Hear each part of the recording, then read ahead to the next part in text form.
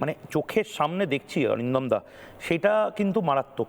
দেখুন, তৃণমূল কংগ্রেস আজকে আছে, কালকে নাও থাকতে পারে, কিন্তু আমাদের জনসংখ্যা, সেই জনসংখ্যা যদি হু হু করে রাজনৈতিক হিংসায় কমতে থাকে, সেটা কাজের কথা নয়। মানে গোটা দেশে আমরা যেভাবে ভোটটা করছি, আমার সাথে আমি আসছিলাম যখন একজন আমার অহমিয়া সহকর্মী, আমি তাকে জিজ্ঞেস করলাম, কিরে ভোট দিতে যাবি না? ও বললো হ্যাঁ হ্যাঁ ভোট দিতে যাবো, কিন্তু এক দফায় ভোট তো ও দিয়ে সেদিনই মোটামুটি চলে আসবো হয়তো। এটা ওদের নর্মাল প্রসেস। আমাদের দু দফায় ভোট ঠিক আছে, কিন্তু হিংসাও যেন এর সাথে সাথে আমাদের পিছু ছাড়ছে না। হাড়োয়াতে আজকে কি হয়েছে, এবং হাড়োয়ার একটা ব্রেকিং নিউজ আমি নেব, এবং এটা দুর্ভাগ্যজনক যে এই সময় কেন্দ্রীয় বাহিনীও এটা থামাতে পারছে না। কেন থামাতে পারছে না? হাড়োয়ায় তৃণমূলের হাতে তৃণমূল খুন, বুথ সভাপতিকে কুপিয়ে খুন দলেরই একাংশে। আমি জানি না ক্যান্ডিডেট লিস্ট নিয়ে গন্ডগোলের জেরে এটা হয়েছে কিনা, কিন্তু কেটে নেওয়া হয় মহীশূর কাজীর 2 হাতও। অন্য লবির হাতে খুন এই মহীশূর। অরিন্দম দা কি বলবেন?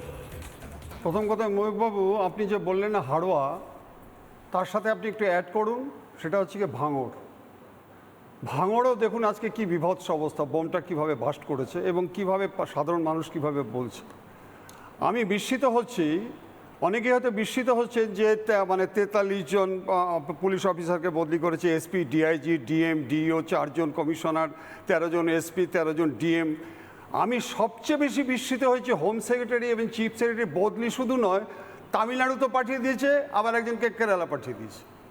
এবার আমার প্রশ্ন হচ্ছে যে ইলেকশন কমিশন যেদিন নাকি ভোট ডিক্লেয়ার করে সেই দিন থেকে কিন্তু আইন শৃঙ্খলাটার দায়িত্ব এসে যায় ইলেকশন কমিশনের আন্ডারে।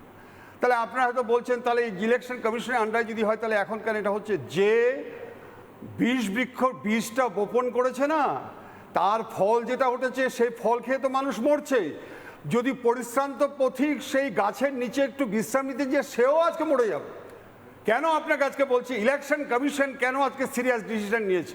অনেকে এটা নিয়ে চেঁচামেচি করছেন যে কেন কিভাবে বদলি করলো। শুনে রাখুন, আপনাদের বলি, 2002 সাল থেকে কিন্তু এই সিস্টেম চলছে, এবং রিপ্রেজেন্টেশন অফ পাবলিক যেটা আজকে রয়েছে সেখানে আপনি সেকশন 15 এবং 16টা দেখে রাখুন যে তাদের পুরো দায়িত্ব দেওয়া আছে।